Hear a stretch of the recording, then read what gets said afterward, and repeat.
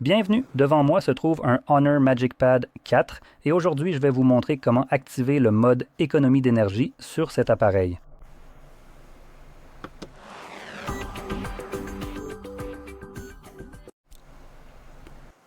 Pour commencer, vous devrez faire glisser votre doigt vers le bas depuis le coin supérieur droit de votre écran, comme ceci, et cela affichera un ensemble de raccourcis. Ici, vous devriez pouvoir trouver le mode économie d'énergie, alors voyons si je peux le trouver. Je vois un mode, mais ce n'est pas celui qui m'intéresse. Fou le camp, c'est quoi ça? Dégage. Allô, tu pourrais juste... Voilà, c'est bon. Je ne sais même pas sur quoi j'ai appuyé.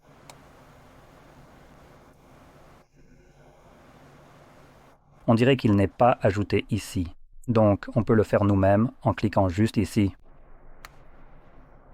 Quand vous appuyez dessus, faites défiler la liste où se trouvent ces raccourcis. Cliquez sur « Ajouter une tuile » et tout le reste. Voici des raccourcis que vous pouvez ajouter en plus. Et voilà, nous avons le mode économie d'énergie juste ici, donc on va simplement appuyer sur le plus, parce que, comme vous pouvez le voir, il s'ajoute, puis cliquez 2 fois sur la coche. Et maintenant, il se trouve quelque part dans cette liste, tout en bas ici, donc on va cliquer dessus. Cela va nous afficher cette fenêtre contextuelle où je vais tout de suite cocher la case ici pour ne plus afficher ce message. Pour résumer rapidement, cela nous indique que le mode sombre sera activé, la synchronisation automatique et certaines autres fonctions seront désactivées. Les activités des applications en arrière-plan seront limitées et les effets visuels seront réduits. Maintenant, dans tout ce message, il y a une partie très importante. L'activité des applications en arrière-plan sera limitée. Ce que cela signifie, c'est que toute application fonctionnant en arrière-plan, comme WhatsApp, ou toute application qui, disons, permet habituellement la communication via Internet, sera désormais, lorsque vous n'utilisez pas l'appareil, essentiellement empêchée de vérifier les mises à jour.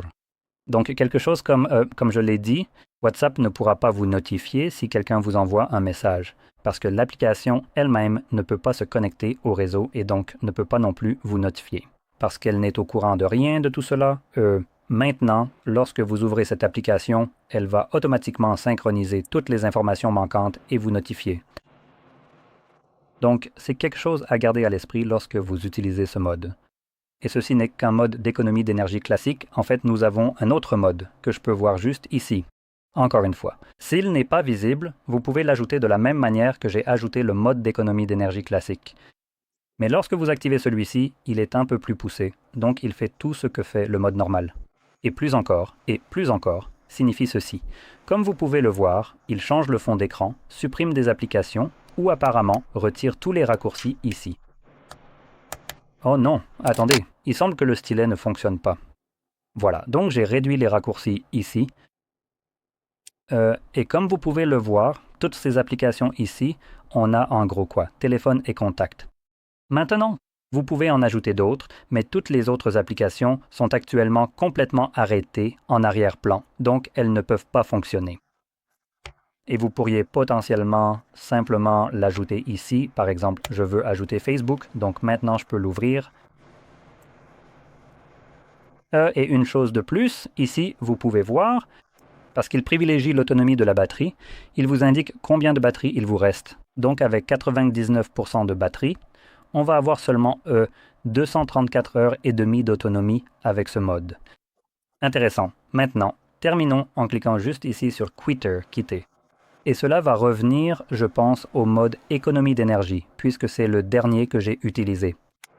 Je vais aussi désactiver ça. Voilà. Je vais aussi maintenir ce bouton, car cela m'emmène à la section batterie des paramètres.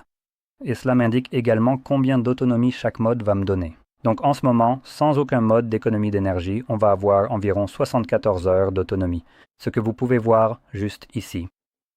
Maintenant, si on clique ici où il est écrit « Équilibré », on peut sélectionner nos différents modes.